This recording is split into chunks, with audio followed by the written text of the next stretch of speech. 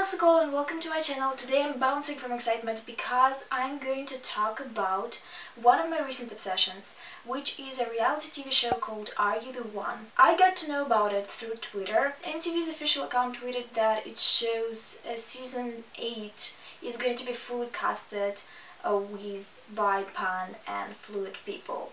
I want you to hear me out.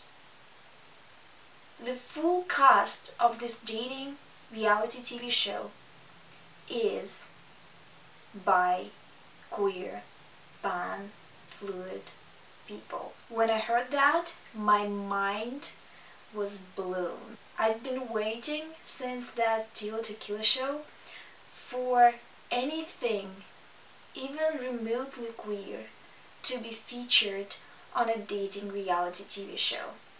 I want to also mention that I'm a huge fan of reality TV, and I think it serves a very important purpose. Nothing else, no other genre of television will ever make you feel so seen as reality TV, especially if you're a minority, because you can write about any happy endings.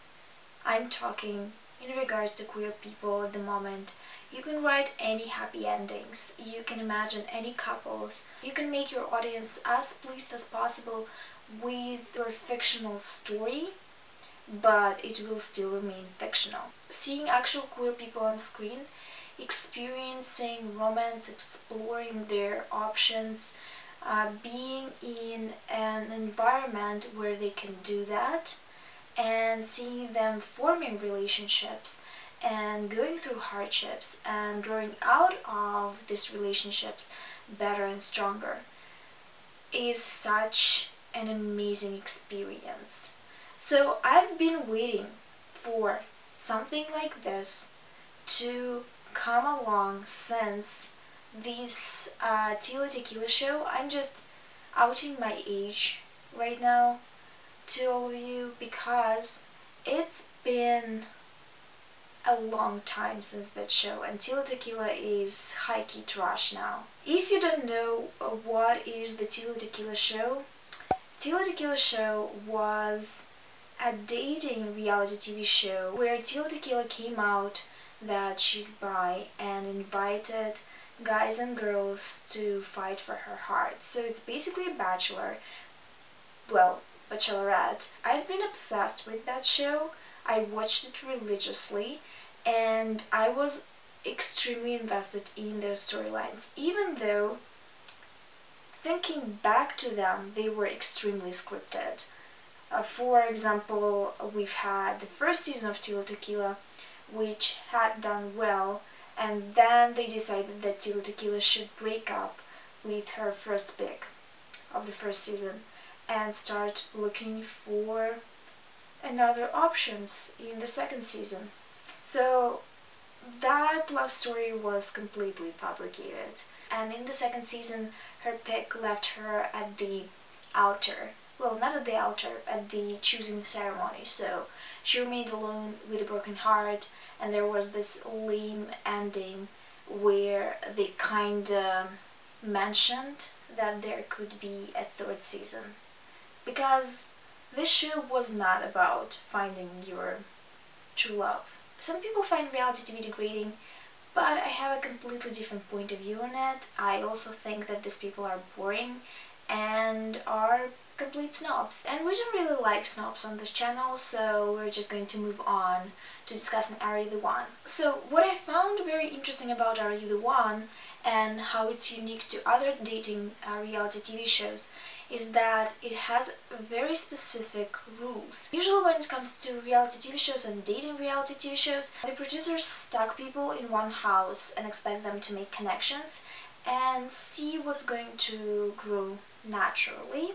They throw some obstacles and they manipulate certain storylines because that's how reality TV is made. It obviously has story producers, but I've never seen anything like Are You the One? Basically what they do is they analyze the contestants' relationship history, talk to their exes, friends, their family, do some tests, and professional matchmakers match them to other contestants that they feel like are going to be perfect for them. So this person in the game is called their perfect match. What they have to do is to find that person in the house and confirm that they are perfect matches through the truth booth, which is basically a house where they go and the computer tells them if they are a perfect match. If they are a perfect match, they're moved to separate housing and they can explore their connection further. It is encouraged by the game also to find your perfect match, because at the end they all should, to win $100,000, and it's a lot of money. What's interesting about this concept is not that it just sounds very dystopian because there is some kind of a secret entity that makes matches for you and finds your soulmate. Not going to deny that it is kind of tempting because knowing what you need is hard. What brings real drama into this TV show is the pressure to find the match. If you are in a connection, in a relationship with a person who then is confirmed to not be your match, you should separate because other people expect to find theirs, and they also want the money. And when you've built something and you've made a connection,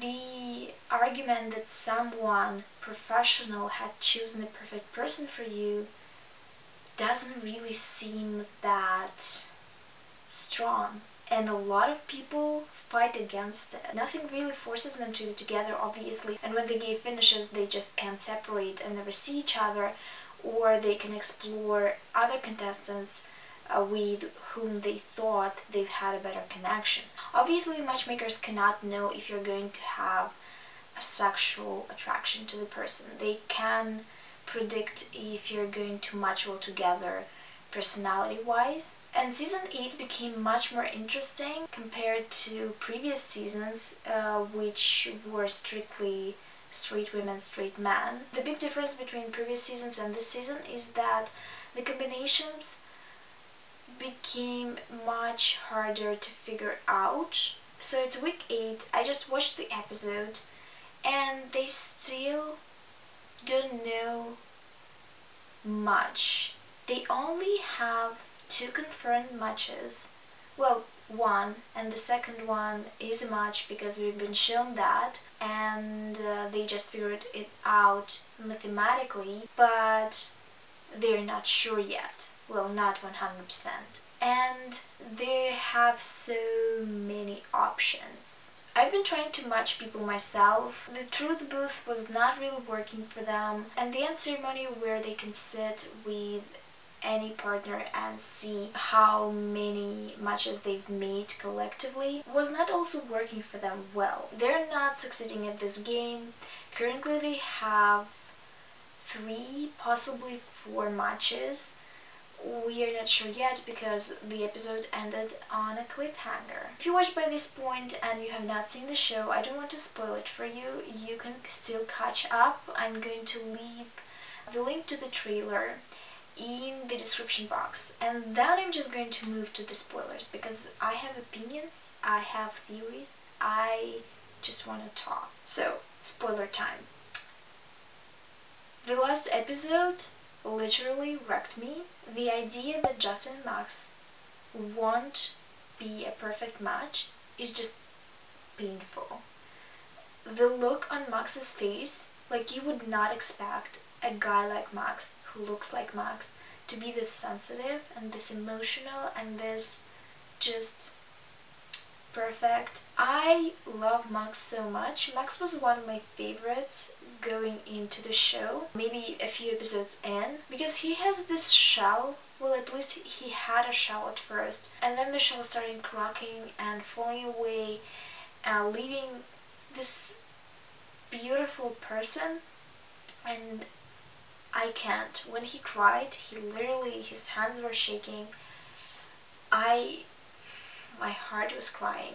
Justin seems to be either confident or fed up with Max, which I I truly don't understand. And Amber getting into this situation is just her wanting the D. Like, a lot of people want Justin for the D. They don't want Justin for himself, which is just sad, because I believe it was Justin's issue going into the show. Every contestant has an issue, obviously. For example, Justin is a person who's not taken seriously as a relationship option. Max is a person who doesn't let people in, but he cracked quite easily. Amber is giving too many chances, is dating people that would cheat on her and that she knows would cheat on her. Paige is closed off because of a traumatic past relationship. I mean, everyone came with an issue, and the matchmakers had chosen people for them, in theory, that are going to be perfect to either explore this issue and work past it, or someone that is not going to make the issue crop up again. You can see that with Noor and Amber and Kai and Jenna. Both of these couples were attracted to each other from the get-go, and after the physical attraction fizzled a little bit, they started seeing a lot of red flags, a lot of things that don't make them compatible. The same thing we've just seen with Paige and Remy. I grew to love Remy so much throughout the series. Like, I kinda hated him in the first episode, and then I fell in love with him. He has this chaotic bi energy, a lot of them do. Well, Paige is hard-ass, and who else? Danny is the wholesome bi person. Kylie is completely underappreciated. Paige a bit too. I actually think that Paige cracked under Remy's attention because no one had given her attention so far. And she is so cute. Like, completely my type. She's very young though, she's 21. I look at these people and they are all younger than me, and I'm like, seriously? How do you look 32? How? Anyway, another interesting element for me is the way the producers are writing the storylines, choosing storylines, editing storylines. With certain couples, they just give out so much material to make a conclusion that they are not a perfect match. For example, Noor and Amber, it was clear from the moment when Noor freaked out about Amber's and Paige's date. She was freaking out because she would cheat in her situation. And she cheated immediately at the party with Kylie. Kai and Jenna, obviously bad for each other.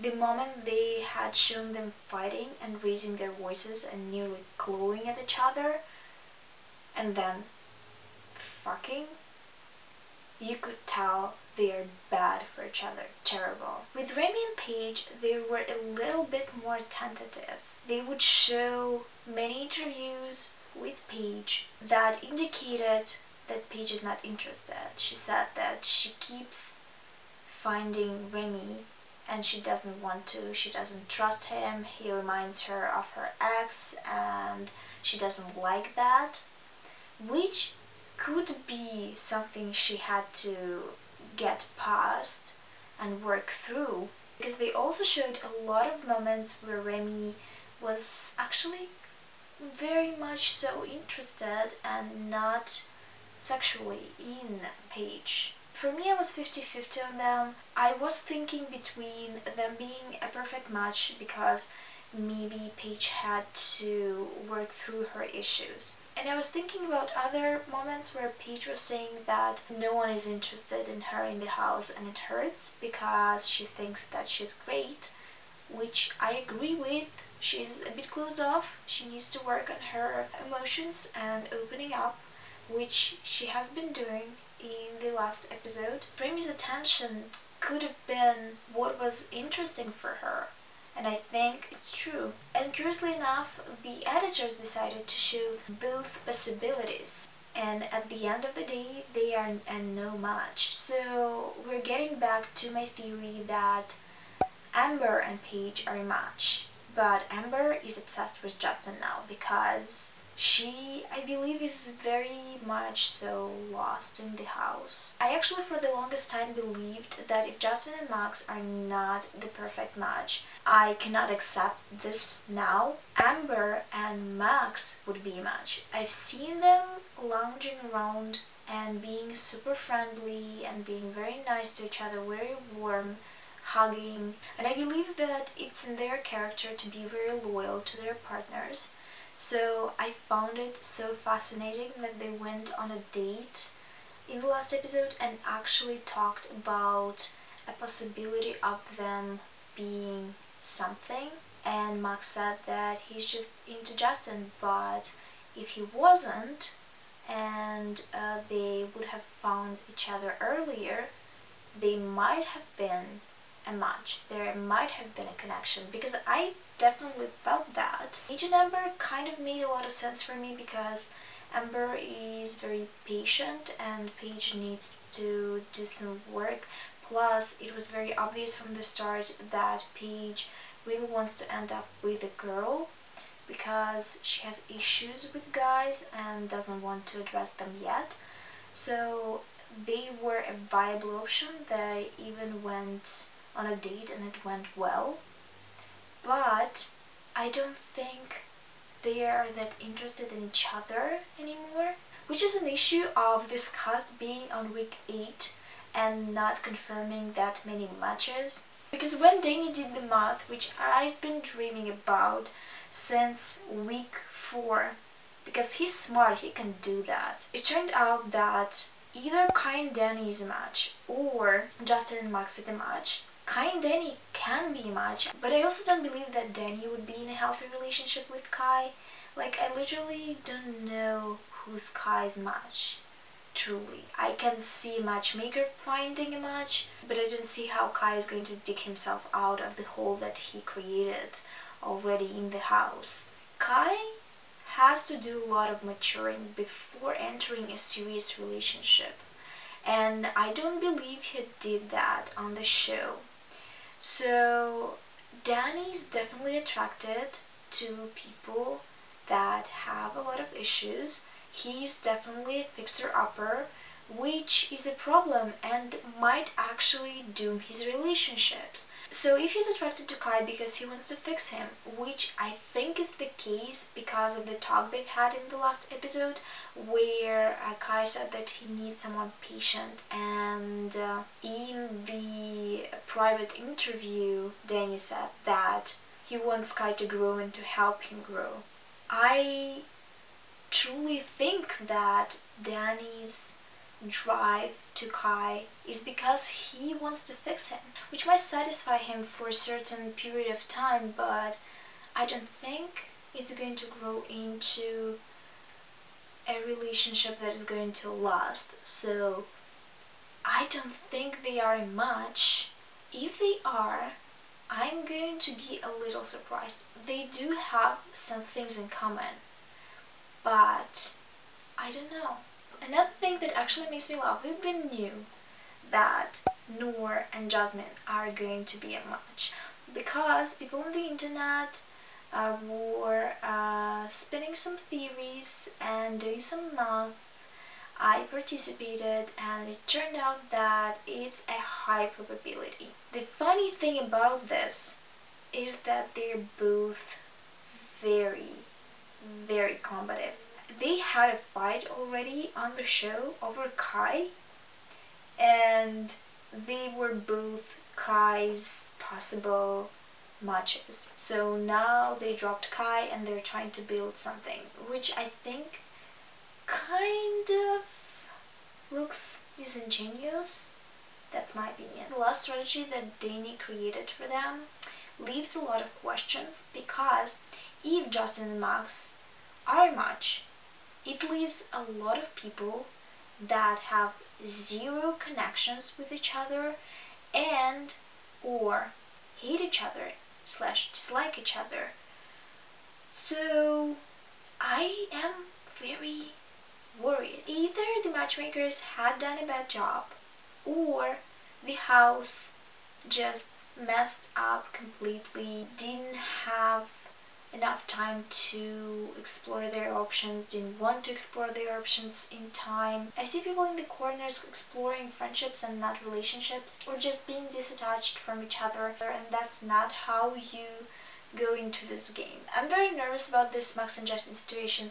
Obviously, ending on a cliffhanger is for shock value. One part of my brain says that they would have showed them if they were not a perfect match, so people would be heartbroken. Another part of my brain says that they have shown two options or two storylines before, and I wasn't able to guess what the end result is going to be. So I don't know. I'm happy for 𝕊𝕊𝕍𝕀𝔼 and Jonathan. I had expected Jonathan to be Basset's match because Basset was so sure of it. They literally had no doubts about it, and it was not only based on sexual attraction. I'm going to be very interested who's going to be Kai's match, who's going to be Danny's match, who's going to be Jenna's match. I think it could be Kari. That would be just interesting storytelling because, of course, Kari was involved with Kai and Jenna was involved with Kai. Who wasn't involved with Kai by this point in the show? And also, I do think that their energies could match very well. Remy also could be Kai's match, which is highly likely, judging from all the math people had made. But I also think they would be terrible together. The sexual part is there. They already banged once. But I do think that Remy despises Kai now. I also think that he doesn't want to be associated with him, and I don't know how it's going to play out. Like, I don't believe in them. I don't believe in Noor and Jasmine either. I think Jasmine and Kai were actually suited because Jasmine was not a jealous bitch. Although I do think maybe she didn't care because she didn't care about Kai that much. Maybe that's the reason. Anyway, I cannot wait for the next episode. I'm on edge. I don't know what's going to happen to Max and Justin, and I care so much. I literally care about their relationship so much. That is everything that I wanted to say in this video. I could probably talk for hours and hours about the show and how interesting it is, but I have to go to sleep today at some point. Thank you for watching this video. If you're watching the show, tell me about your opinions in the comments down below. Leave all your theories in the comments down below. Tell me how do you think people are going to be matched up in the next episode, and if you think that all the perfect matches, if you think they are perfect matches, are going to be actually well suited. Thank you for watching this video. I hope to see you soon with the next one, but until then, bye.